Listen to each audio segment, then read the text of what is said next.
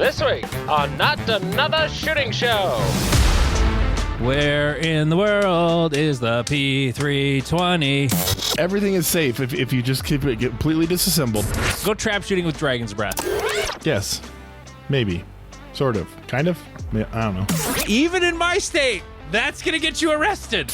As Taylor Swift said, maybe it's you. He's Jeff King. I'm Andy Erickson. This is Not Another Shooting Show. We go to Kent, Washington, where a 43-year-old man was taken to the hospital by his girlfriend after he was shot by someone as he walked out of a gas station. Crazy, right? Oh, that sucks. Yeah, well, that's what he told the police. The clerk at the gas station told a different story, though. According to the clerk, a gun fell from the man's pants as he gathered items from the shelves. He picked up the gun and tried to stuff it back into his waistband, but struggled. That's when he started to, quote, fiddle with the weapon and then dropped to the floor. He left the store after shooting himself directly in the buttocks. Right in the ass. What a narc. Got into a vehicle and was driven to the hospital by his girlfriend. Video footage also showed he was not shot outside the store. His girlfriend turned over the gun to authorities. Police said they learned the man had prior felony convictions, making it illegal for him to possess a gun. The gun had also been stolen. So he had surgery and will face 3 felony charges. Police advise the public to keep guns in holsters. And if an accidental shooting happens, wait for medical help. Good plan. Good plan. Here's a better plan. I'm going to actually hit record on the backup recorder now. So I got the first minute is only in one place, but I got all the rest of it'll be in both. Good hell. I'm terrible. You sent me a doozy of a story today. This is like when people get all wound up like, why can't I shoot my tracers at the range? I want to shoot my dragon's breath off in my shotgun. Well, a New Jersey man did that despite it being illegal and has been charged with arson in connection to a wildfire that spread to 350 acres that authorities said was sparked by an incendiary shotgun round. His name is Richard This name's awesome. His name is Richard Shashady. Shashady. S-H-A-S-H-A-T-Y. He was charged with arson and violation of regulatory provisions relating to firearms. The fire in Jackson Township in central New Jersey broke out around noon on November 6th near the Central Jersey Rifle Range. Ooh. Yeah. Excuse me. I was fighting that one off for a while. The blaze was dubbed the shotgun fire. Investigators concluded the fire began behind a berm at the rifle club and was caused by magnesium shards of a dragon's breath 12-gauge shotgun round, which ignited materials on the berm. Especially on the back of the berm, like they're going to be like grass, like dried grass and stuff there. That happened at a range near here once, and it was just from a spark. It wasn't even from anything that dumb. Firing incendiary or tracer ammunition is not allowed in New Jersey, authorities said. So that's where his firearm charge comes from. Yeah, it's like illegal too. It looks like just the possession of it is not allowed. Yep.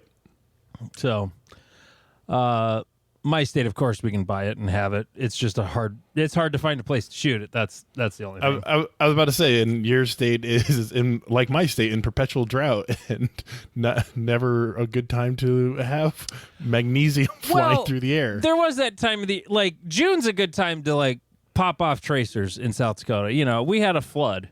Right. Okay, so as long as if your state is flooding, you can shoot tracers. A 500-year flood, yes. I mean, everything was, like, moldy after a while, you know. It was it was pretty gross. So that would have been a good time to, you know, pop off the go trap shooting with dragon's breath. Sure. Why not? You know. Every rule has a reason, regardless if you agree and even if you know what that reason is. It's like, because my range has a lot of like no full auto bays, and you're like, I wonder what this is for, and you're like, oh, because people have shot over this berm on a regular basis. Yeah, and this berm's not tall enough. And there's stuff behind it makes it sketchy. And yeah, that would be why. Hey, if you're not one of our Patreon subscribers, you can join the club, patreon.com/notanothershootingshow. Just $3.57 a month. You get an entire second episode every single week. Also, hit up our Reddit, r/NAS on Reddit. We had a lot of people posting different stuff. Our super thread didn't really get much. I only posted it yesterday, but there was a lot of stuff posted, a lot of which we're going to talk about on the show today because it was some relatively interesting stuff. But moving on to where in the world is the P320? Or what in the world is going on this week with the P320? Well, go ahead. Oh, I was about to say, it's not in California. At least at law enforcement ranges. This was rather amusing. A press release from the Northern California Regional Public Safety Training Authority. That's a mouthful. It is indeed. The title of the press release, or actually, is it a press release or is it just a notification to... Anyway, it's a release, and it says, the headline of it, the Sig Sauer P320 is no longer allowed at the NCRPSTA shooting range. The text of the notice, there have been reported approximately 100 instances where the SIG P320 has fired while in a holster without the trigger being pressed or the weapon being manipulated. These incidents have occurred with the military, law enforcement, and civilians, resulting in users being injured. Sig Sauer is currently being sued by approximately 80 different officers and civilians. A citizen was recently awarded $2.3 million during a lawsuit against SIG after being shot with his P320 discharged in the holster. Some of these self-firings have been recorded on body cameras and surveillance cameras. Multiple LE agencies, including Milwaukee PD, Montville PD, and Orange PD, transitioned from the P320 after self-firing incidents.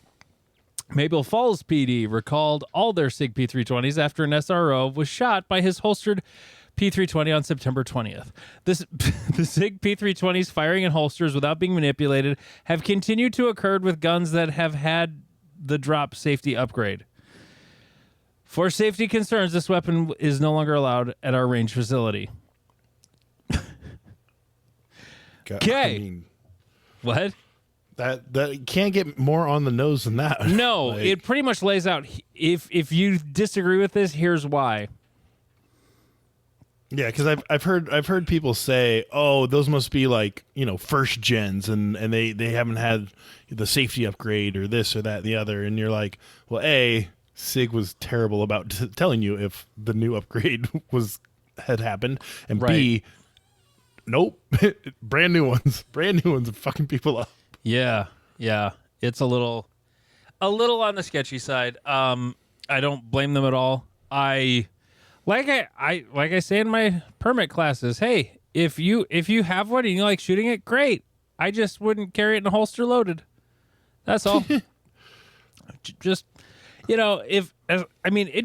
could have them there. It'd be fine as long as they just don't ever allow them to be loaded without being held pointed directly downrange. Right. That's the only time where it's sketchy. Is if they're loaded and not pointing directly downrange.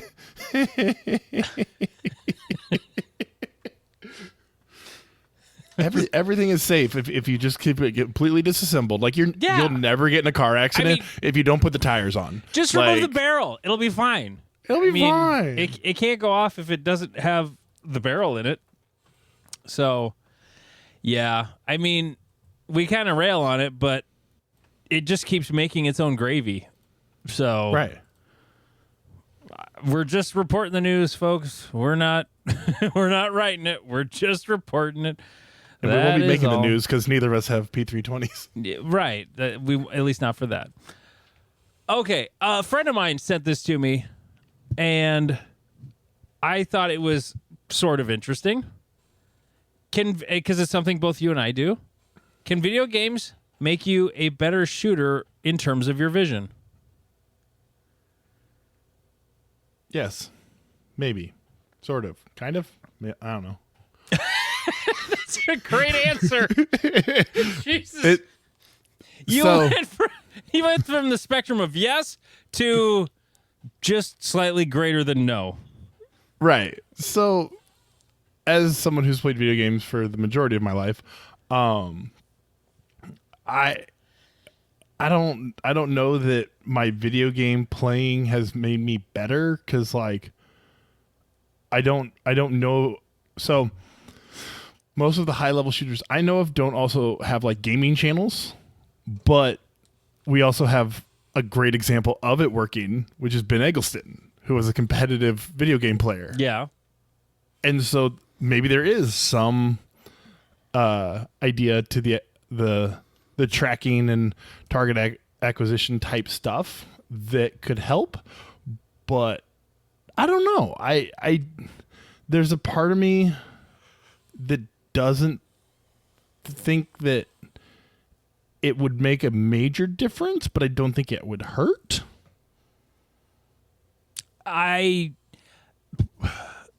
Here's something I have found, like really the only first person shooter I play is Call of Duty, and it's mostly really old ones. I will on occasion just sort of try to, especially in the early rounds when I'm just shooting the pistol, in survival mode, I'll just like look at the spots and try to point the mouse over to where it's going to be and do it. That's not the same as moving my hands with a pistol in hand, but it's sort of the same thing. And it works better than I would think. So it's not so much that that's making me better at shooting. It's like I'm taking this thing from shooting and bringing it to video games. And that's what, because I think I got second on I think it's Area 51, one of the arcade games where you have like a little gun simulator in your hand and you have to like shoot off the screen to reload. Time Crisis. Time Crisis, Area 51. There's a dozen different ones. But I remember me and my friend were playing at this bar and she was awful. But like I wasn't. And so we combined, we got to like the second to last level, or like we got much farther in it than I ever remember getting, and I ended up getting like second place on the machine without paying for, I think we might have paid for like one or two more lives, but I was basically doing my side and her side the entire time, and it was just like, oh yeah, because like one of the things I think that video games can help with for sure is that like my eyes are telling me something, my hands are doing something. And I think with some shooters, and we'll talk about this later when we talk about what I did today, is some shooters, you're like, all right, so the sights are aligned. Okay, sights are aligned. All right, so now I'm putting pressure on trigger.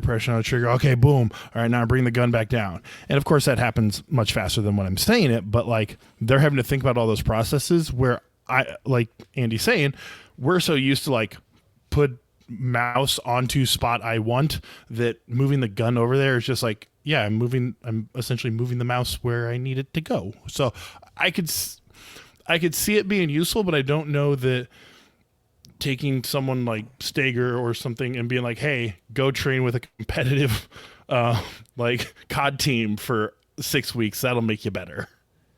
Yeah. I don't think it hurts.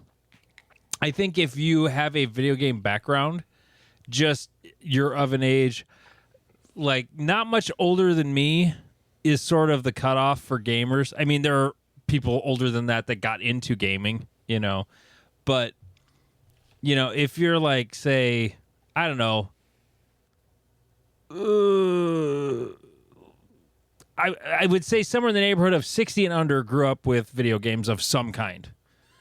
I mean, 13, 14 years older than me, they were like the first arcade games or whatever, but they were just older than me when I saw them as a 5-year-old, Yeah. That's kind of what I'm getting at. So basically 60 and under, 65 and under, like they grew up with video games. So that's pretty much most of the people that play our game, maybe to one degree or another, were exposed to it. Right, but I think console gaming is more like a 50 and under thing. I would say 40 and under. I'm 47, dude. I had consoles growing up. What are you talking about? Okay, what I was going to put the caveat there is that most of the older people, at least that shoot with me, are not the type that also played video games. It could be a self-selecting thing. Is that the gamers of your generation are not the let's go stand in dirt pits and shoot guns people. Yes, I have purchased a video game console in my 40s. Right. Whereas that was as much for me as it was my kids. Right. Whereas like my generation and younger, there's a large portion of the modern shooting population that got into guns because they're like, oh, I remember this from COD, or I know this from Apex, or well, not Apex, but like different games with modern guns in them. They're like, I mean, that COD, fed my interest when I got back into it. You know, 12 years ago was the games of like I'd been playing the Call of Duty games leading up to when my interest in guns actually reignited, and I was like, oh yeah, M1 Garand I saw this old guy with at the range. I messed with that at the or was shooting that in Call of Duty. Yeah. Oh yeah. The Call of Duty World War II games probably brought a new generation to the World War II kind of collecting era. That Cian Arsenal has talked about how after Battlefield World War I think it was, that prices went up on World War I weapons because people were like, oh, I can buy a French LaBelle. Like I use that in the fucking game. Like, hell yeah, dude. Like, this is awesome. And so, yeah, it does have other benefits, but for making you a better shooter, I don't know. I have mixed feelings on it. I don't know that, again, I don't know that if you're already a good shooter that like working on being good at video games will make you better, but I understand the logic because the people are probably screaming at their Spotify or whatever right now about like, what about Ace VR and like the laser I was about to bring that stuff. Up because there's the Ace VR, and then there's also I wasn't familiar with this, but my friend Jeremy who sent me this idea to talk about AIM Labs. Have you heard of that? I have not off the top of my head. Is that because when I first read it, I thought it was one of the laser companies? No, it's a video game, but it's like you can play it on Xbox or PC.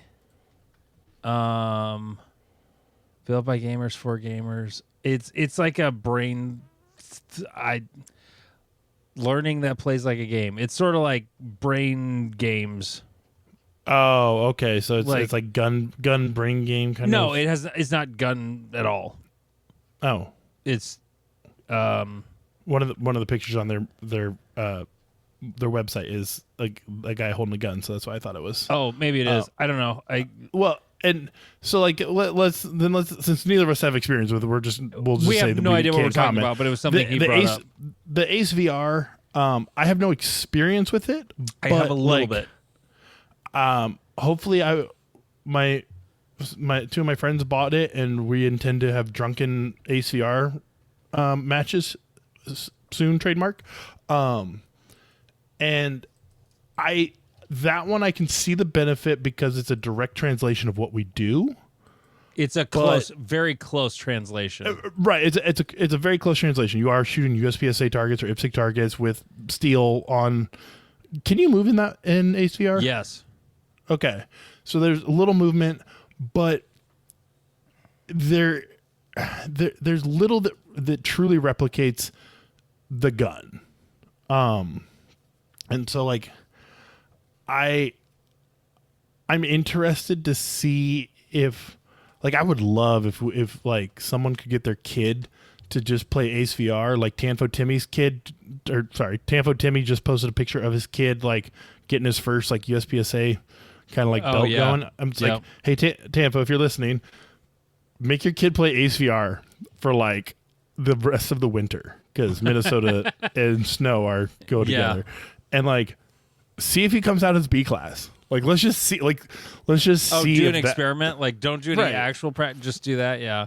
Right. The only thing about the Ace VR that if the two lenses gave different images so that it was sort of like your eyes combining to make an image, because right now it's like shooting a red dot pistol in Call of Duty.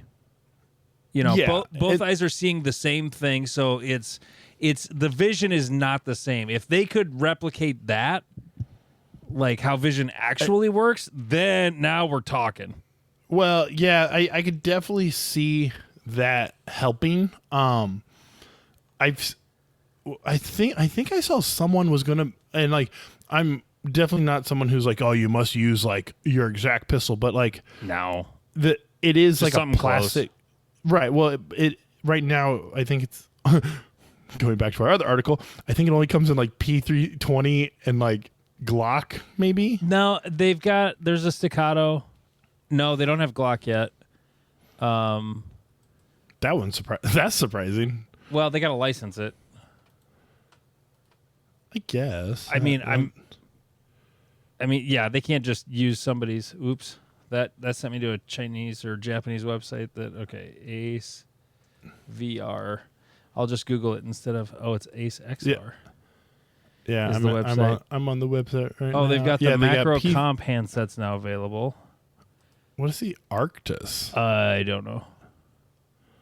But then they've got a staccato P. But the regular P320 is a thing also. Yeah, so the Arctis grip angle and ergonomics are similar to the P320, while the muzzle is similar to the Springfield Echelon because reasons. So I can see the value in this setup because you have a gun-like thing in your hand. So I think one of the places that video game to shooting kind of breaks down is like if you're playing on like PS5 or Xbox using the sticks to get your crosshair where you want it. Yeah, that probably kind of throws you off a little bit. But also, if you're trying to translate shooting directly, like moving a mouse is not the same as moving a gun. No. But so there's a ton of value in it. I think. But do you think it's better than dry fire? No, I think that dry fire by itself per cost is the best value you can get. 100%. And to Steven and Nick, who we'll be talking about later, I don't feel like I practice because I haven't been dry firing, but I've just been live firing. And like that's why I feel like I haven't practiced, is because like that's where the true practice is. I think that these types of video games can help people to create a practice like program, essentially. Like it will give people who are like, I need some type of feedback. I need some type of like game to keep me going, because I understand like sitting in your basement, drawing your gun and shooting at a wall is why I say our sport is built on autism, because like you have to be a little autistic to be like, you know what I'm going to do? Put my belt on, go in my garage and just draw my gun for the next hour. That's what I'm doing.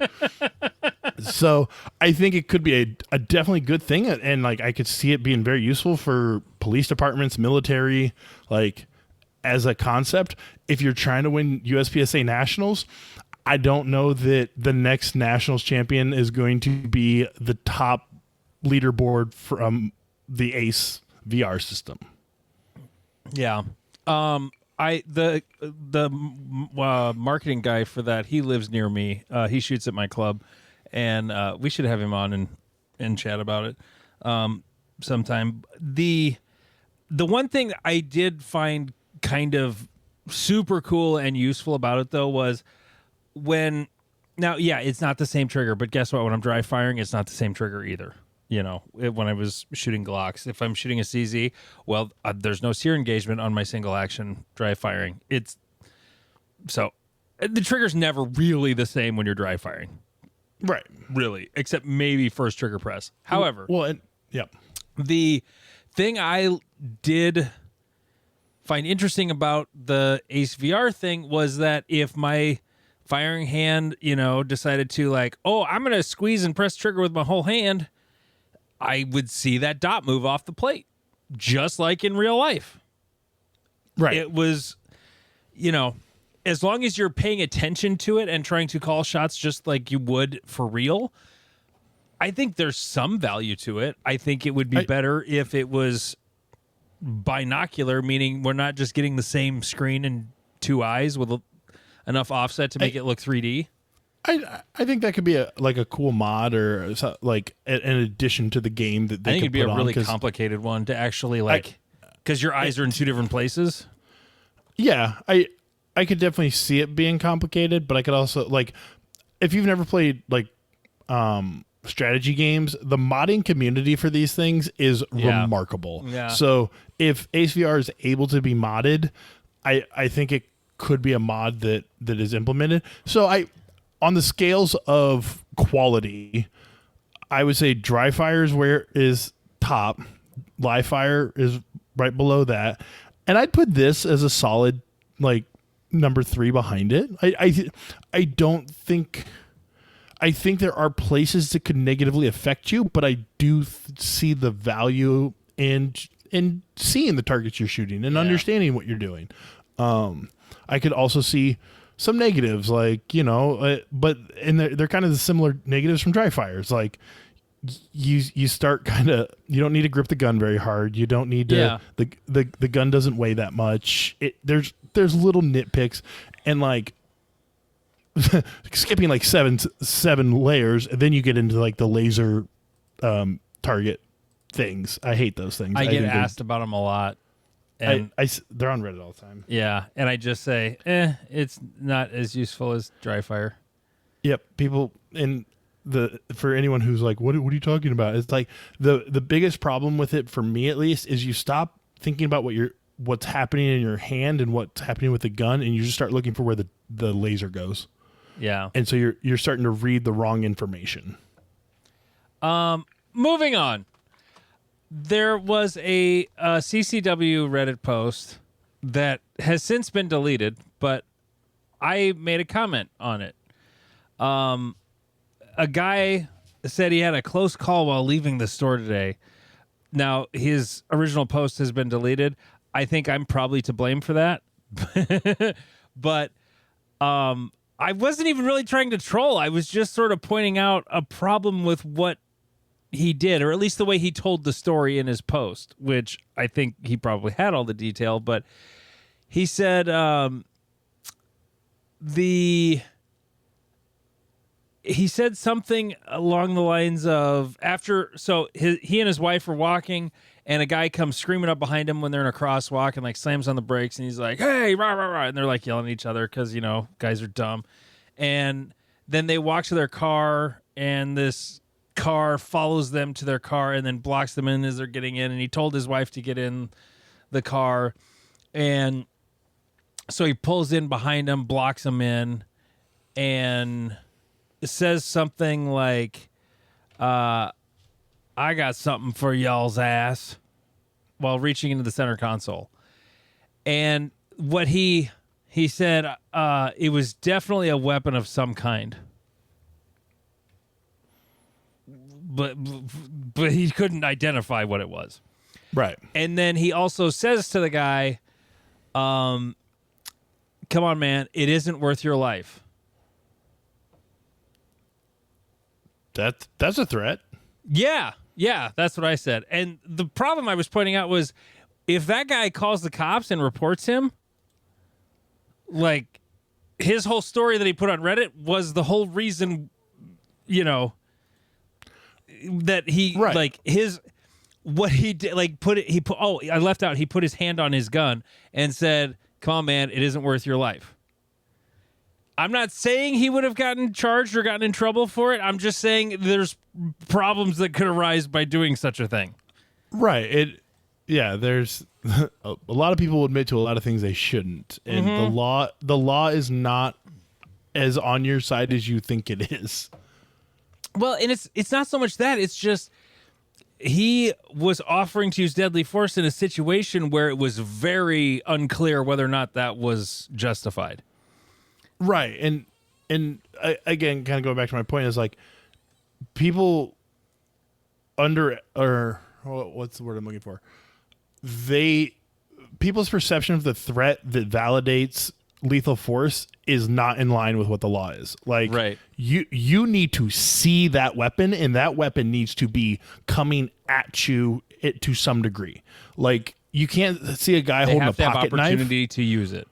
Right. You can't see a dude who has a pocket knife out 15 yards away and he's like, fuck you, motherfucker. I hope you die.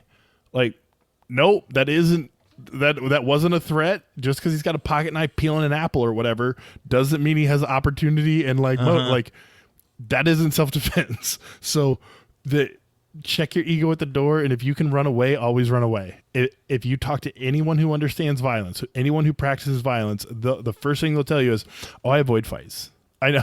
I can tell a story later, but like we had a dude get injured in training, and it was just a little accident, and now he's fucked up for months, and so it's like, avoid all conflict, and then don't post it on the internet. Yeah. Now, the funny part of this was then I started getting downvoted and getting told how stupid I am and how wrong I am, which was hilarious. It got a total of 46 downvotes, and then pretty much everything under it got a whole bunch too. And then a guy who got 44 upvotes, here's what he said. Here's his refute or rebuttal to what I said. OP tried to retreat, got blocked in, and is in fear for his life while waiting for the aggressor to pull a weapon. No matter the type, he, quote, has something for his ass. So OP makes it clear he'll defend himself. And now he's in the wrong? I guess state and other circumstances matter, but generally disagree. How do you suggest he could have done this differently? And my response was, all he had to do was not say it's not worth your life. That's all he had to change to keep this from being a little sketchballs. Now, I was just getting into the minutia of it, like a nuanced take on what he wrote. You know, there's probably details he left out that made it seem more dangerous. You know, that maybe it was more justified. But I'm like, hey, dude, if you're saying that this is not worth your life, like somebody's breaking into your car and you put your hand on your gun and you say, and you're not in the car, by the way, like you're in the house and you're like, hey, it's not worth your life. that is a threat of great bodily harm. Even in my state, that's going to get you arrested. Okay? Like, if it's not an occupied vehicle, that's not okay. So I just found that funny because and after a while, I had to fight the urge so hard to not respond like a troll because I just kept stating facts. I didn't get colorful. I didn't try to insult anybody. One guy said, "Oh, found the dude who lives in California or New York." This is the only comment that was upvoted. I said, "No, South Dakota." Oh, I did get a little cocky, and I know the law better than you. Unpopular doesn't mean incorrect. Right, and that's one of those, like, everyone always says like Reddit is this like liberal hive mind, but it's more just a hive mind. Yes. Because you naturally segregate. Yes. Like our CCW is not full of hardcore liberals. I can guarantee that. No. It's also not full of people who actually know self-defense law. Right. It's a bunch of people trying to strut to be like, oh, they're having masturbatory fantasies about yes. There was, how many times have you had to draw your gun? That was a thing that was posted yesterday. And there's one dude, well, actually, this was a guy in the one we were talking about otherwise, he's like, I've had to draw my gun 3 times. And I'm like, I was resisting the urge to go, you need to make better life decisions if you've had to draw 3 times, or you're insanely unlucky. Right, because I suppose it's possible he's just unlucky. Yeah, and maybe you live in a bad area. I've had to draw my gun twice. Both of them were at a homeless shelter I was working security at. And so I was in a naturally bad environment, and I was in a job that required like armed security. Mm-hmm. So like it skews the perception, but I also know people. And again, like I've been carrying for a decade now or so, and I've never needed to draw outside of working armed security. Yeah. Like so yeah, if you've had to draw 3 times and you're a Reddit user, yeah. As Taylor Swift said, maybe it's you. Maybe. Maybe it is you. Oh, God, that's funny. Okay. I want to talk about a gun I saw today. Okay. That I was like, What? What? So I went with my son to Shields because I needed to pick up some brass, hunting ammo brass, because I cleaned my gun room and I lost all my 6mm Creedmoor brass. I have no idea where it is. So I figured the load I'm doing is for Hornady out of that. So I'll just buy some Hornady brass now that brass is actually on the shelf for damn near any caliber you'd want. And so after I grabbed that and also got another box of bullets, my son and I are just sort of walking around before we leave, walking around the hunting rifles and, all the bolt action guns over on the one end. And I'm like, I traded that 308 in for my Shadow 2. I kind of want one of those Ruger Americans with the threaded barrel, because I've got one, and that's my 6 Creedmoor. And it's a dandy little rifle. Nothing sexy, but it's very, very good, very consistent, very accurate, shoots laser beams, easy to shoot. And I'm looking for the Ruger rifles, and I'm like, where the fuck are the Rugers? Like, oh, here's like the they're like the OG black stock Ruger American bean can basic rifle. But like, where's the Predators? Where's the ones with the threaded barrels? And I keep seeing these rifles that are, I'm thinking they're like Bergaras or Christensen's or something, because they're just, they're kind of fancy. Like, they were fucking Rugers. Really? This is a thing I did not realize was a thing. The Ruger American 2 bolt action rifles are a thing. I've never even heard of them, and I spend the vast majority of my time on gun forums. Yeah. Now, unless you're in the, if you don't care about bolt guns, you wouldn't see it. But like now, not having shot one, just looking at it on the shelf, like, I want one. I want one bad. And knowing the history of Rugers and rifles, like, they make good rifles. It's still like the Ruger American receiver, but instead of just like this cheap, very basic plastic stock, it still has a plastic stock, but it's the buttstock end is very modular. You can lengthen it, shorten it, make the comb taller, shorter. That's very cool. Sort of customize the length of pole to you. Comes with a sort of medium weight fluted barrel, and it's like a spiral flute, so it looks kind of cool. That's why that was the number one reason why I'm like, well, these can't be Rugers, because the barrels look cool. Like, oh, wow, those are really cool. They come with a brake on them. The Ruger American 2s were like these shorter barrels. So like the 308 one was like a 20-inch. They had a 6 arc that was like an 18 or a 20-inch. 6 Creedmoors were like, I don't know if those were 20 or 22 inches. And then they had like the American 2 Predators, which had the longer barrels and a little different color scheme. They look awesome. They look so awesome. I heard you clickety-clacking. Are you looking at them? Yeah, I just got to their website. I'm looking at the Scout rifles right now. They're, reasonably priced. I do like the fluting. They're box magazine, detachable box magazine fed bolt action. So the nerd in me wants to try a mad minute out of one. And they come in every caliber you can think of. Yes. So, the ranch ones are the shorties, the standards, and then the Predators like the longer barrels. Which the longer barrels is just 22-inch, Yeah, and I was told by a friend that 16-inch guns looks dumb with me. I need to start getting all my guns in 20-inch. At least 18. There's an 18-inch looks way longer than a 16. It just does, for sure. But yeah, no, these are very nice looking guns. $729 MSRP. What was the $599 on the shelf at Shields? $599 on the shelf at Shields. Like that's hard to beat. Like, yeah. And they shoot. I own one. They shoot lights out. Got a Picatinny rail, so like you can just put your riser or whatever on it, mount it up, and you're good to go. Yeah, they're super cool. I just want to point that out because I did not know that they had come out with these.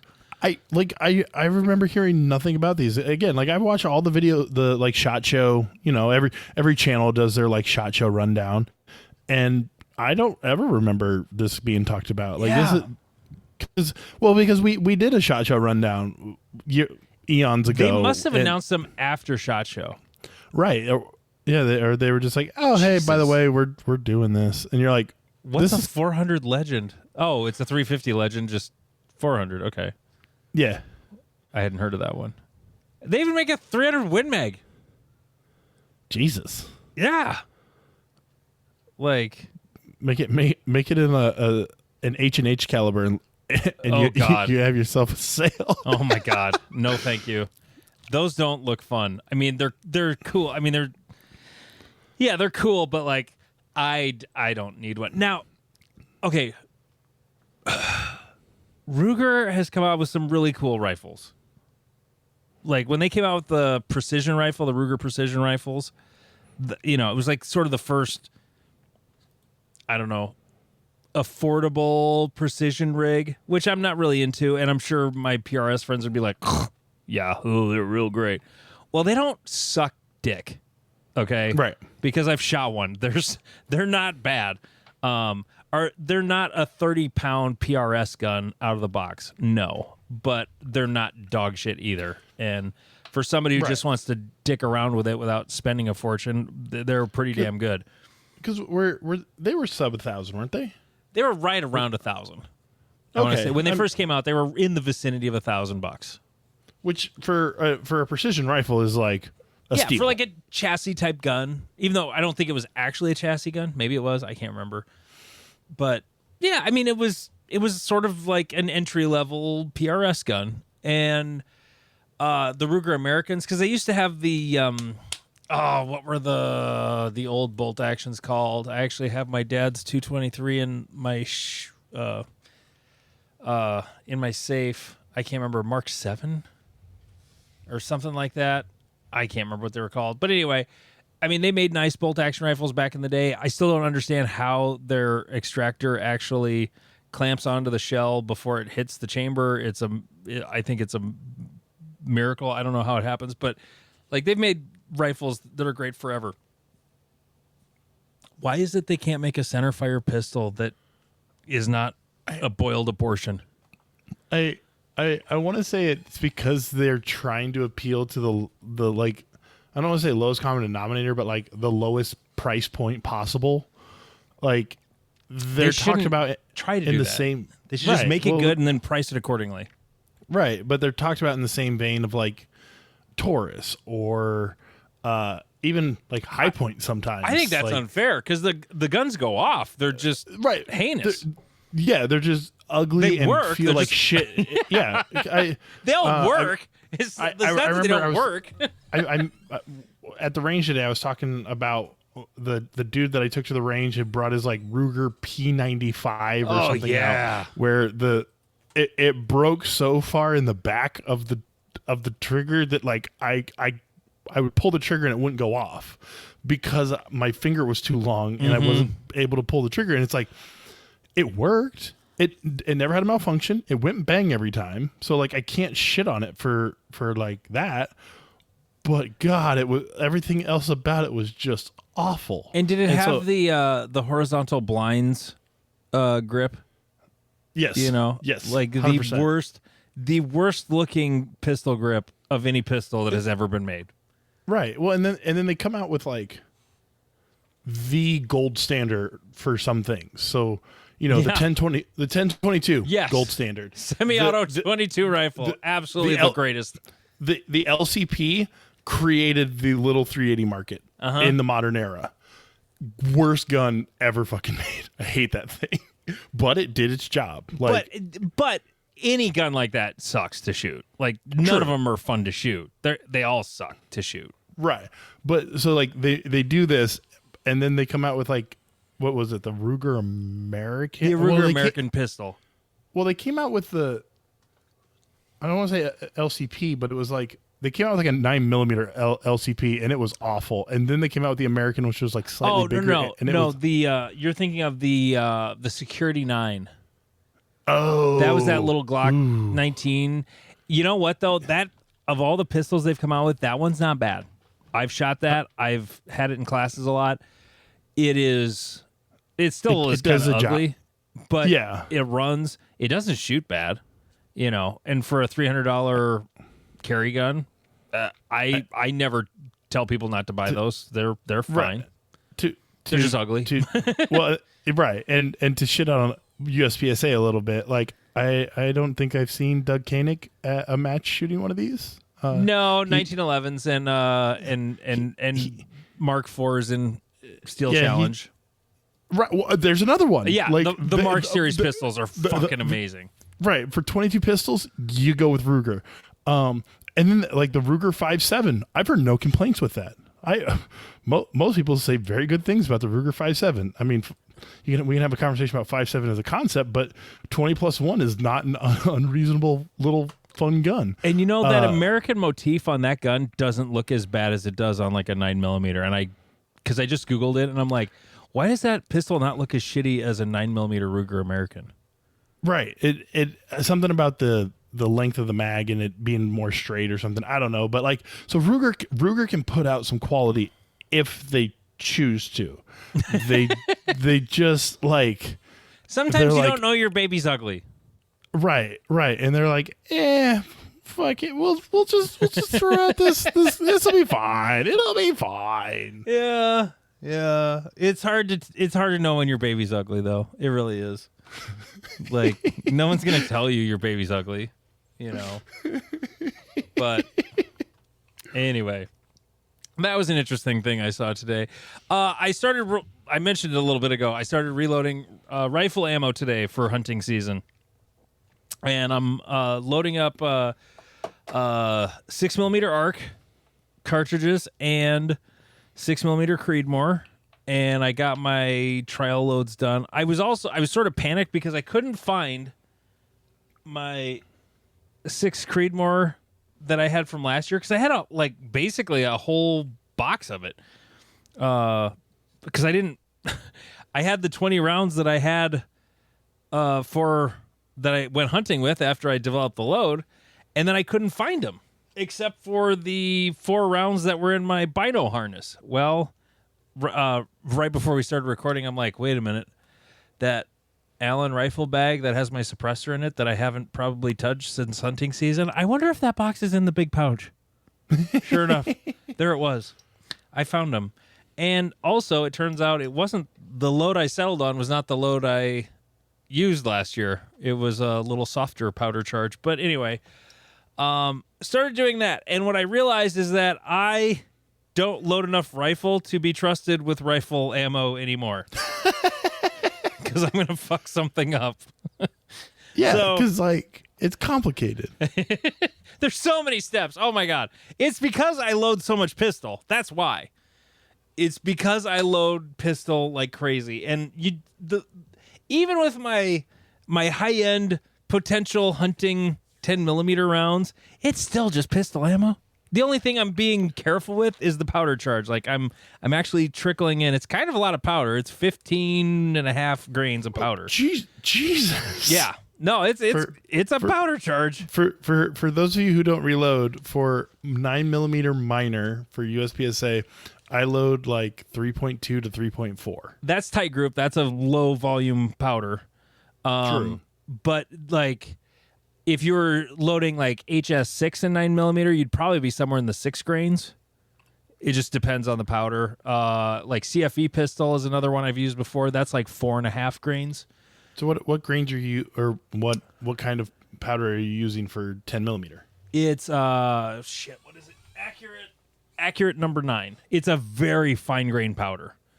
Okay. You know how tight group's sort of like flaky? Yeah. But it's like small flaky. This is like super fine grain, like tiny ball powder. Really fine grain. And then 15.5 grains of it. So, yeah, and the case is pretty full when it's done. So I'm not gonna double charge with that shit. That's for sure. But loading it like open where you just fill the entire case up and you then just fill it, scrape level it off, and then compress the bullet in. Yeah. I mean, compressing rifle ammo is a thing that is done. Like sometimes the max load will be a compressed load where you're actually shoving the bullet into grains of powder. And if it's an extruded powder, like the little sticks, Like you'll hear it crunching in there. I've had some loads that were like that. Ew. And it's perfectly safe. It's not. I get sketchy. it. It just it sounds sketchy. It does, but it's fine. As long as you're like and I think the reason they'll even put it in the manual is like there's a C next to it because it's compressed. Because like, yeah, we know it's compressed. It's fine. Like, it's not a big deal. But okay, other dumb things I did though, just because I don't load enough rifle ammo. So when you are putting a rifle bullet into a bottlenecked rifle case, this is not so you don't bell the mouth of the case like you do for pistol, right? Right. So, but you do have to kind of make it so the case will accept a bullet. Well, I forgot you're supposed to do that. All you got to do is just put the little chamfer tool on it and just whoosh, give it a couple twists, just to kind of get a smooth angled edge on the inside of it. And I wasn't doing that. And I'm like, boy, these bullets are going in hard. Like, I didn't compress the bottleneck or anything because I've done that before. But, man, they're going in tough. I think the only reason they worked was because it was brand new brass. And after, like, the first 6 of my 6 arcs, I'm like, oh, shit, I didn't chamfer these at all. So then I did that. And then, then they're just going in like butter. Like, butter. You've heard me talk about how my 650 will flip primers over. Yep. Apparently, hand priming, I'm capable of doing this too. In fact, the cover art for this episode is going to be an upside down primer in a rifle case because I'm an idiot. Oof. I've never done that before. I've never upside down primed a rifle case. I shook them all. Like my hand priming tool will flip them all over. It's got like, part of it is the shaky textured thing to flip them all over so they're the right direction. Yep. And I'm just going whack, whack, whack, whack, whack, whack with my Lee priming tool. And this one starts to go in and it feels weird. And I'm like, oh, this is fine. Whack. And then I'm like, that felt weird. And then I look at it. Fuck. And the, interior of the cup is pointing right up at my eyeballs. And I'm like, how did you do that with a rifle, you dumbass? So, and then I also forgot my procedure that I always did with my scale to make sure it was always, because like all of a sudden I'm getting like these wild variations. I would like check when I got to the end of a load of powder, because I've got like 5 that are one load, 5 that's another powder charge, and then 5 that's another powder charge. And I was noticing like the powder charge when I weighed it was going up or down. And I'm like, what the hell's going on? And I forgot what I always did anytime I'm checking this. It isn't my powder dropper that's the problem. It'll be the scale. It'll just sort of like walk a little bit, as you're going through it. So I always I'm just very anal about it. I will tear the scale every single time, that I weigh a charge. Then that way, yeah, it's dialed in every single time. And I was getting like, with rifle ammo, it's not as big a deal as pistol, but I would be like 3/4 of a grain off. Whereas with pistol, that can be a big deal. But right. I'm not weighing that much pistol charges. So now we'll see how my pistol ammo goes, because I wasn't checking it with that. So I might have some extra spicy meatballs when I go to the range tomorrow to run the chrono. Ooh, I forgot about the thing. I haven't used it yet though, but a smart thing I did was I bought a Garmin chrono. Okay. Yesterday. I've heard good things about them. I've never used one yet. They're I used one at the end of one of our regular matches to make sure my ammo was working. Thank you, Josh, for bringing it, and it was not making power factor. So they're super easy. Like compared to what's the other one that came out? The Lab Radar. I mean, those things were fantastic when they first came out because it was, a Doppler radar chronograph for the everyman. Yeah. But they're huge and they're kind of a pain in the ass to make them work depending on the type of gun you're shooting. And the Garmin chrono comes in a box with no more shit than like a cell phone. It comes with a stand and a USB-C charging cord, and that's it. That's all that's in the box. Like, that's it.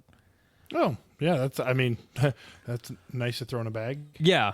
Very, very simple. And I can't wait to shoot it and, use that instead of my optical chrono that was I was fighting with it the other day. And I used to be like, I don't chrono that often. And I was talking to my buddy Josh the other day, and he's like, dude, I always have my chrono with because it's so easy to chrono. I can just check whenever. I'm like, yeah, that sounds like a tool I need in my life. I need that more than I need another gun. So, in hindsight, had I seen the Ruger rifle before that chrono, I probably would have bought the Ruger rifle because it's the same price, $600. But right, it appeals to our lizard brain more. Yes. Do I need another gun? Of course I do. Why wouldn't I? Okay, so you watched Lane teach a class today. Drink. This is just the one drink. You don't have to do it anymore for the rest of this topic.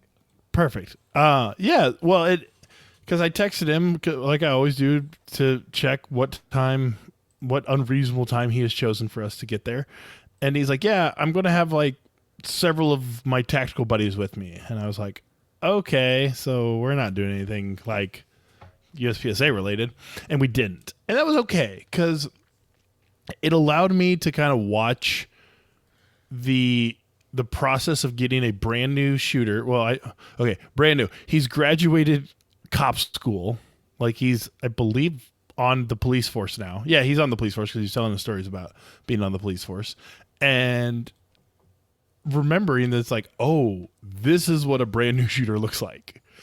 And why certain drills. Because Lane was having him do trigger control under speed, which for those who don't know is where you're aiming at a spot on the target. He had a black paster up there, so they had a place to put their sights. And then he just hit the buzzer, and when you hear the buzzer, you pull the trigger. And in dry fire, the goal is to be done pressing the trigger before the beep ends. Right. Like it's like hammer the trigger quick as fast as you can.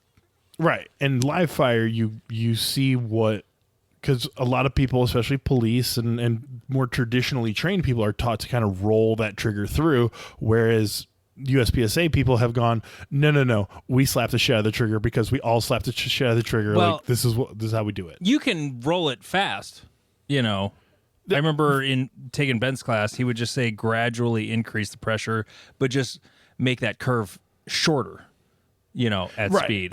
It's still gradual. It's not just like wham. But like I've never thought to do that drill in live fire though. Really? And I feel really dumb for not having thought to do it. Well, and doing it for live fire because it forces you to be like, oh shit, like, and because I jumped in, he had 3 targets. There were 3 of us that could shoot while he ran the timer, and so I jumped in there and like my double action, I fucking shanked. But like the single action, I think I may have been pulling a little bit low, or I wasn't getting the dot where it was supposed to be. Whatever it was, but like going back to basics is a really good thing to do, and watching this dude improve over time was helpful to be like, okay, so like, yeah, this does work to get you from point A to point B. Because especially like for anyone who doesn't shoot USPSA, like this will sound really arrogant, but we spend our time around such high level shooters that we forget about what the base level shooting is in this country. I guess I haven't because I teach it. So right. You are exposed to it on a regular basis. I don't shoot with anyone who isn't a B class or above shooter. Yeah. Like, and any B class shooter I'm shooting with should be A class, as long as they like don't go full idiot on a stage. He knows who I'm talking about. I know who you're talking about. But he only has a gas pedal and no brakes. Is that who you're talking about? Exactly. Yeah, exactly. Yeah. Full send at all times. Not you. But so it's like I'm only used to dealing with people who are B class and above, and so reminding me to go back, like, okay, this is why we work on these drills, and there's certain parts of it, like I was joking with the guy he was working with that it's good to understand Lane's process. I'm just nicer than him, and he's like, yeah, maybe calling your students retards isn't the best way to encourage them, but these 2 dudes were like Lane's buddies, No, so like, he knows they're his used audience. to his process. Yeah, right. he knows his process, and but like he's like, I complimented you once today. I have witnessed Lane be polite, like once. Yeah, you know, like he's capable of politeness.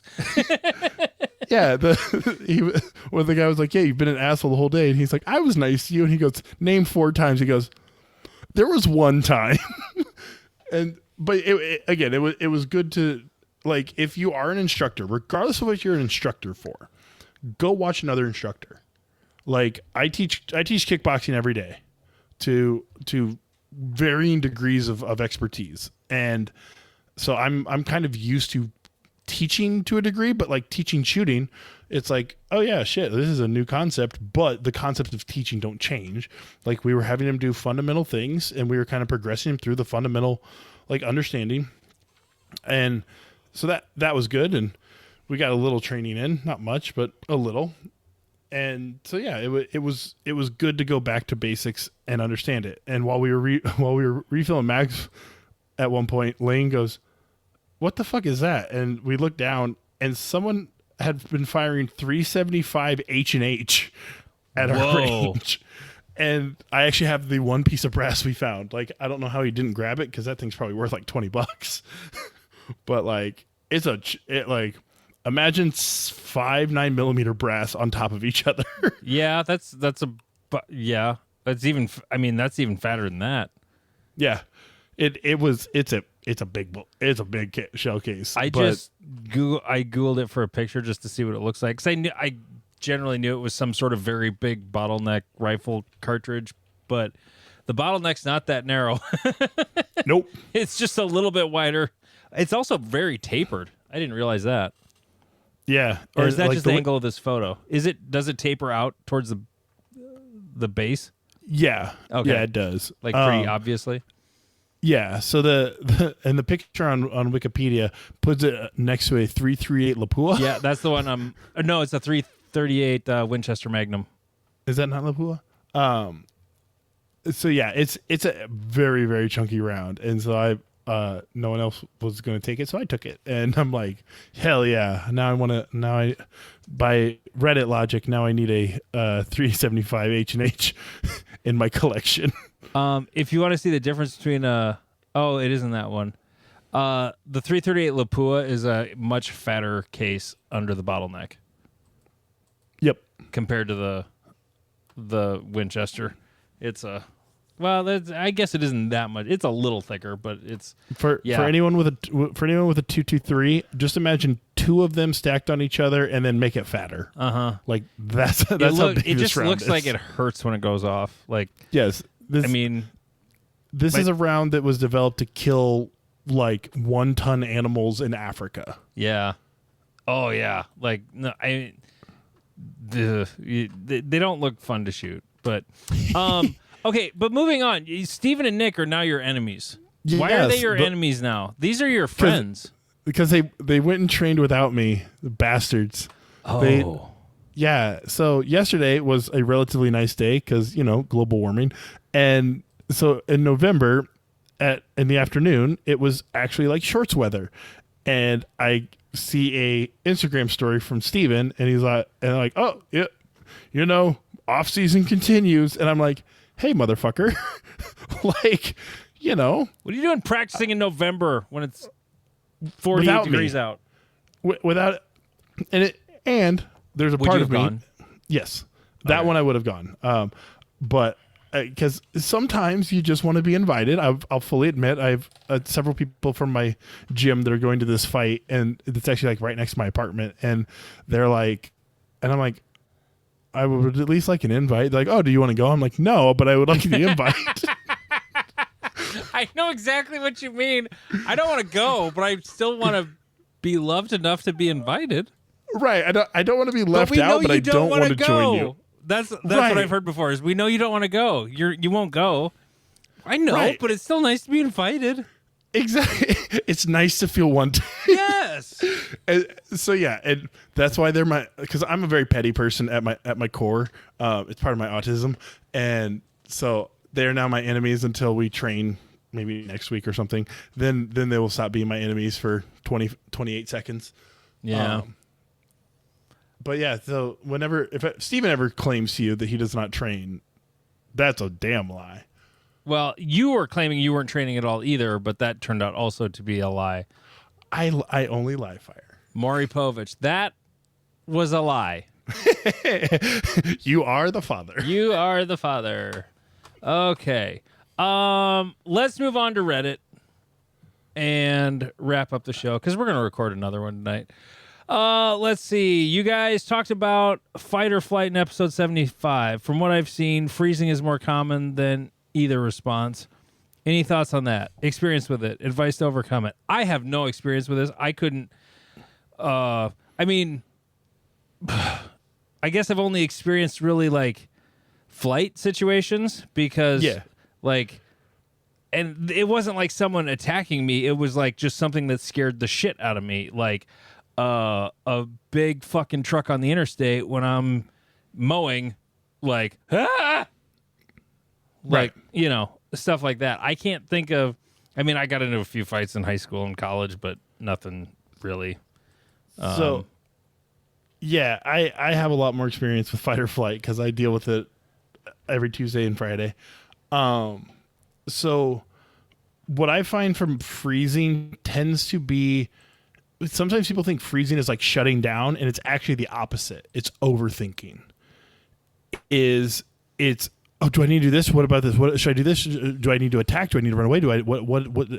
And it's an overstimulation or overstimulus. Sounds like a normal brain all of a sudden being exposed to ADD. Correct, 100%. And so if you have ADHD, your brain goes, what you were just describing is like, well, that's my brain all the time. Correct, 100%. That's why if you ever read any, and I know you shouldn't go based off of these, but all like the ADHD TikToks and like memes and stuff is one of the big things is like in a high stress situation, you're like, oh yeah, no, I'm fine. Like this is completely calm. To use an example, like literally on Tuesday, I had a guy break his ankle in my gym. Oh, geez. Yeah. So like, and I was actually like in the other room talking with someone, and one of my fighters ran over was like, we need you right now. And I was like, okay. So I like walked in and found a guy laying on the ground, and I was like, hey bud, what's up? And he goes, I broke my ankle. And I looked down, I'm like, oh yeah, you did. Oh shit. Oh, that's broken. And I was like, shit. And he was a big boy. So like he's like 200 plus pounds. Like, so he was a big boy. Because if he was like 100 pounds, you know, throw him in the back of my truck, drive him to the, but it's like, sorry, bud, we gotta call the ambulance. Like, there's no other choice here. We need professional people movers for this. Right, because like the ankle was pointed in the other direction. Yeah. There was no blood, but it was like, and so like one of my students was like, "Are you doing okay?" Like, da-da-da. I'm like, "Oh, I'm fine." Like I don't know. Like there's no reason to put extra energy in this situation. Like shit's fucked. Nothing's bleeding. Yeah. Eh. And so the thing that I would say is, if it's an immediate moment thing, you have to have already kind of decided what you're going to do, if that makes sense. So it's like people talk about freezing.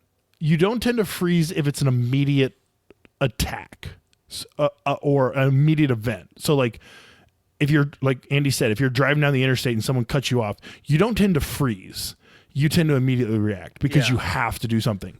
But if you're like, if it's raining and you see people braking hard in front of you and you're like, oh shit, what do I need to do here? And it's that inability to decide which direction to go. That's what freezing is. Yeah. So it's kind of one of those, you just kind of have to say, all right, here's the information I have. We're going based off that information and being confident in your ability to make those decisions. Because, and like, I know that sounds kind of, you know, like, what about this situation? What about this situation? I'm like, I honestly don't know. Cause like Andy joked, like I've literally been in situations where I pulled my gun on someone and told them if they tried to stab me, I was going to shoot them in the face. And I don't even know that I had an adrenaline rush. It was more of a, really? Oh, yeah. Oh yeah. It was when I was working at the homeless shelter. This guy had a guy pinned to the wall with a knife to his neck. We got called out there, and I roll up, pull my gun on him, and I was like, "Hey, dude, like, put that knife down." And he was like, "What?" And he like squared up to me with a knife in his hand, and I was like, "Dude, I'll shoot you in the head. Like, put that down right now." And he's like, "Oh." He like threw it at my feet, and I was like, "Okay." And so holstered up, was like, "Hey, dude, do you want to press charges?" He goes, "I ain't talking to no cops." I was like, "All right." So we just walked that dude off the property, and like, I don't know. I don't even know that I had. You've been exposed to stuff I've not been around. Like, I can't speak to this at all, really, outside of. I have read, though, there's a certain amount of, just like any training, there's a certain amount of mental preparation you can do. You know, like, what would I do if? You know, right. Which is in other forms of life. Or not forms of life, in other aspects of life, in other forms of life, you know, like Martians. It's just called planning or preparedness.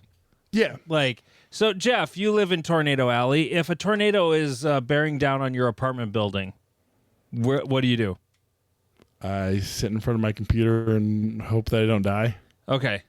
Bad example. Part of it is probably because you live in a newer apartment building that's made of concrete and steel, and it's not likely to get tipped over in a tornado. Well, I also live on the 6th floor, and so it's like getting to a basement's not really an option. Yeah, and they're like, go into the stairwells. Well, just the stairwells all have windows to the outside, and I'm like, well, that's interior not helpful. Hallway sounds like the best place. Yeah, and so building. like I'd go to my bathroom because I at least don't have to sit in the hallway like awkwardly. Okay, let's say you live in my split foyer house. It just happens to be in Omaha. Okay, what would you do? You go down to the basement, crack a beer, wait for it all to blow Where over. in the basement? Under the stairwell. Well, I will bring this up in my class about, okay, if somebody breaks in your house in the middle of the night, what do you do? You maintain position within the room at which you were originally in, unless there's a reason for you to leave, like children or whatever, but you should not leave the room you're in. Well, what my specific thing that I always say is, the first thing I'm going to do after my wife wakes me up, because if something happened like that, I'm not going to wake up. I'm going to get my pistol out of my bedside safe, and then I'm immediately going to get to the other side of the bed. Like, I'm going to go over my wife to get to the other side of the bed, and it has nothing to do with protecting my wife. It's because if I stay where I am at my gun safe and bad guys in my bedroom doorway, it's directly in line with my daughter's bed. Right. So that angle must change as soon as possible. And then once that's over, then I get down the hallway until all the bedrooms are behind me, and then I start yelling, "Get the fuck out of my house." Right.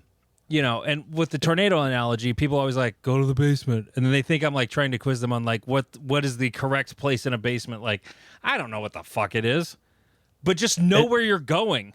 Don't like don't run in circles in the basement like I don't know where to go. Well, you know, because like we were gonna go. Our place was under the stairs. Guess what? There's a bunch of shit under our stairs. Right. That's where your Christmas tree is. Yes, that's where all my hunting clothing and my skis and ski boots and my wife's old massage table. Like, there's no room for a person to take shelter under our stairs.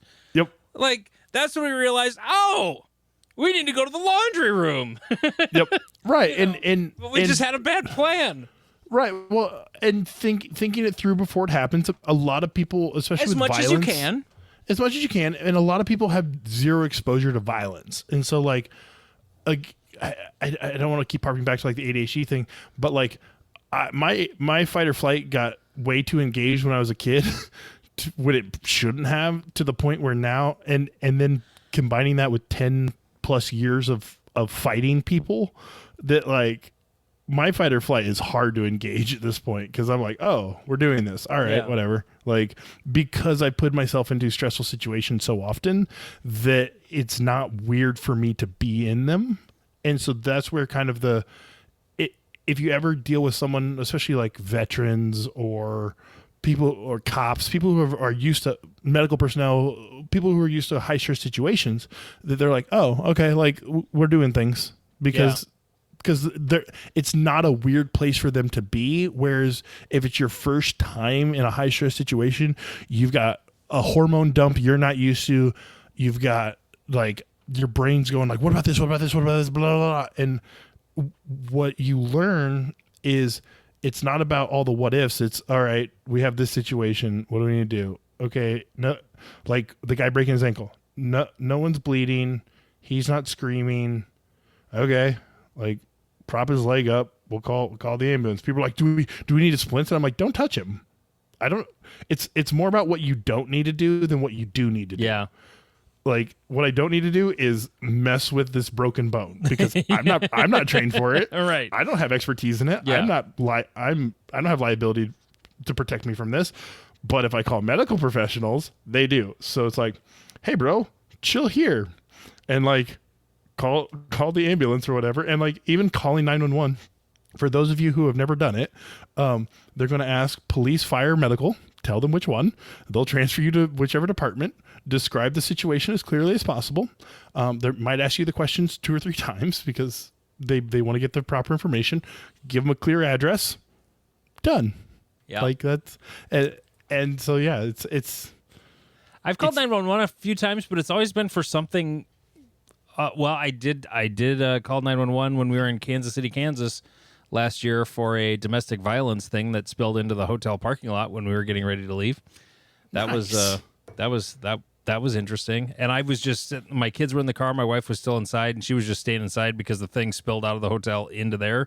And I was out at the car with my kids, and so we just all got in the car, and they got to watch it. But, you know, I mean, I was carrying at the time, but this was not my place to intercede, even though there was an assault going on. It was just, this is not my fight. If it comes to us, then I might do something about it, but until we're in danger, it's best I just stay out of this. Yeah, a lot of people think they want to be the hero or sheepdog. Right, or it's the right be thing. a fucking sheepdog. Exactly, or it's a right thing to do. Like I can't just I'm like every person in security will tell you do not get involved in domestic. No, never. No, I mean, if he's like beating on her unconscious. Like she's unconscious and continuing to like hit her with a baseball bat. Okay, at that point, like, could I live with myself later? Like, I don't know. I can't say for sure. But right. I mean, I could see there being a situation where I would. But generally, like what was going on, like it was fairly serious. It wasn't the most serious I could imagine, but it was pretty serious. And it was not worth me getting involved. But anyway, right. And because there is one element to this that is sucks, but there is a legal element to it that even if you're right, they can still sue you. Well, yeah, there's that too.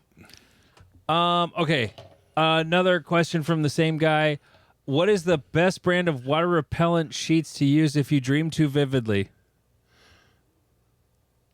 I don't know. You're the one with children. This is a reference to me last week going, hey, don't leave me hanging, fucker.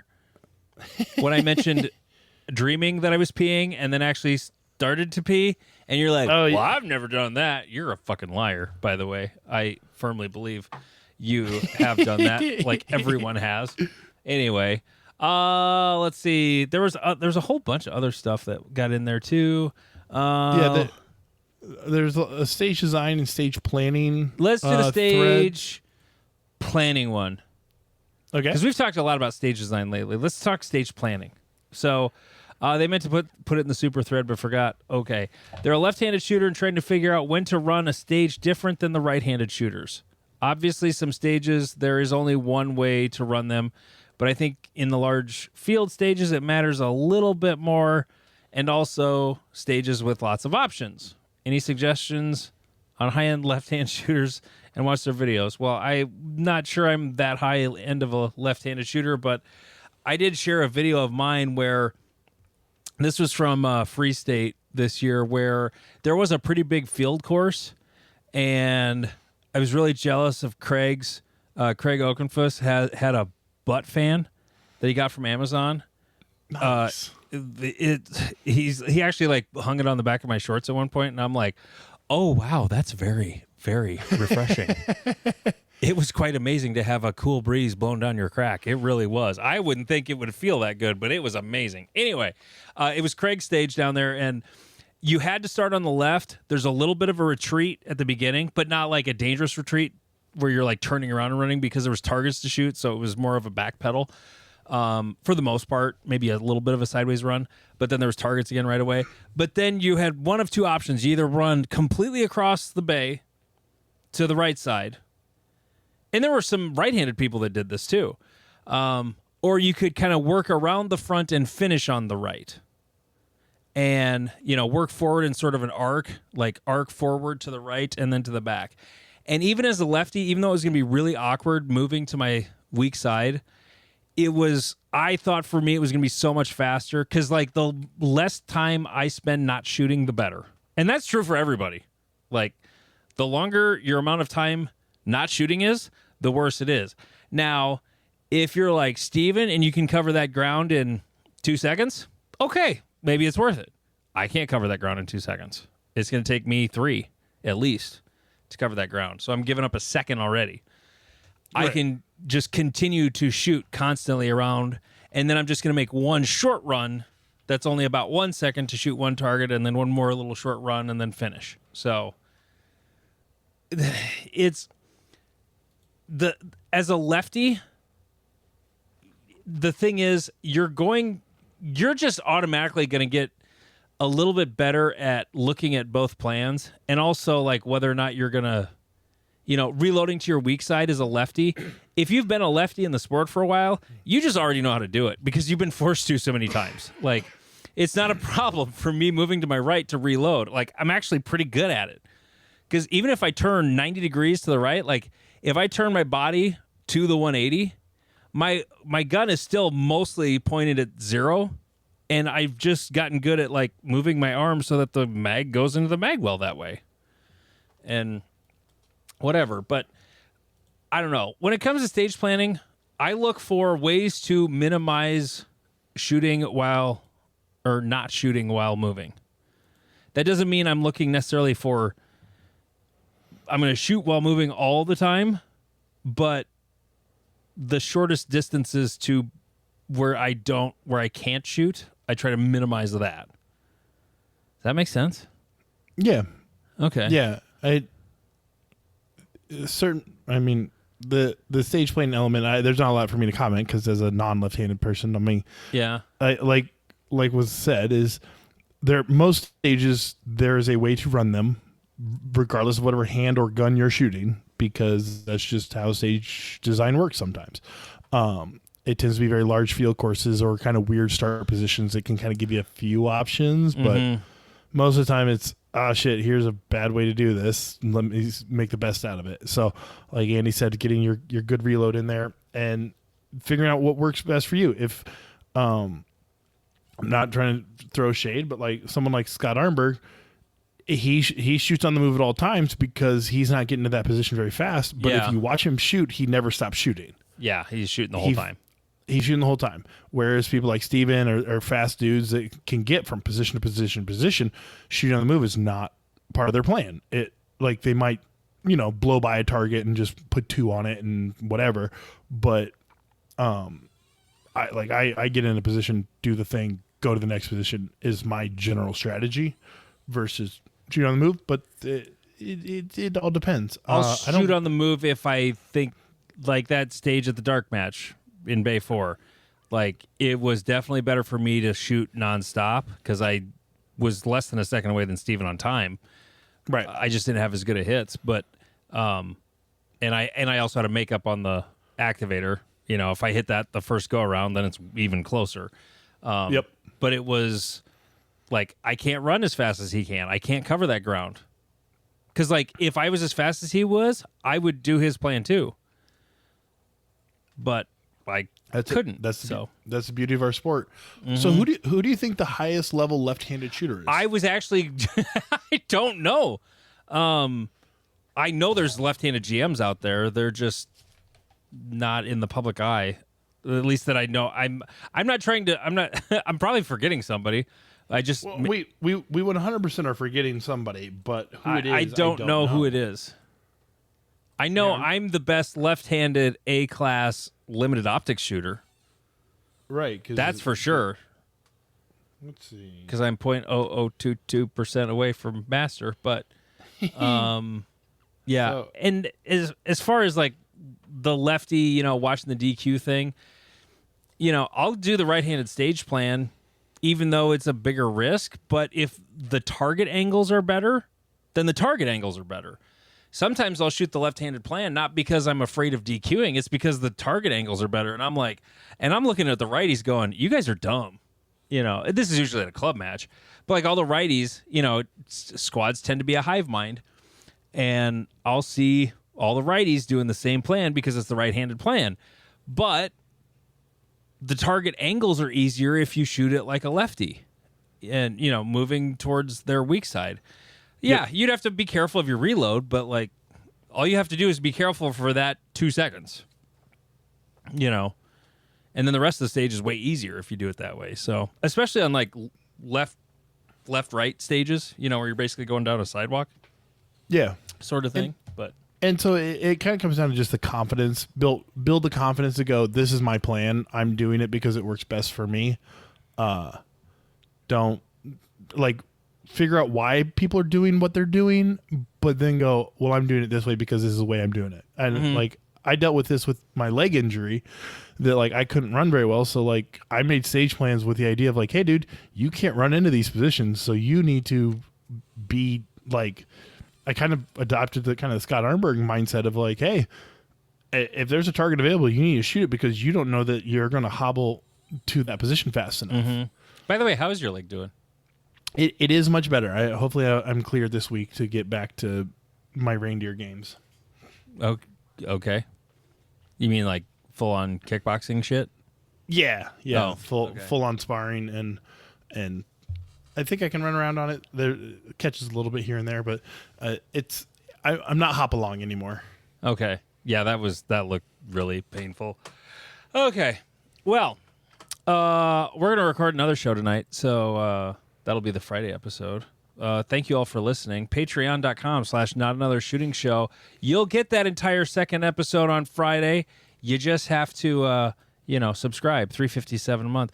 Oh, hey, we didn't even mention what there was a thing that happened between the last time we recorded and tonight. You remember what that was? Now? I don't know. It's the Marine Corps birthday. Is it? Semper Fi. Yeah.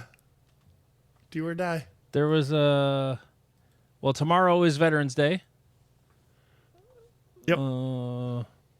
But there was a thing. Was it last Tuesday? Was that what it was? Oh, yeah. South Dakota voted down marijuana again. Damn it. Yeah, Damn Nebraska's going to get marijuana before you as long as our Supreme Court doesn't strike down the ballot. We had it. We passed it. But then a lawsuit was filed that said there's an amendment in our Constitution that says that initiated measures can only be one subject.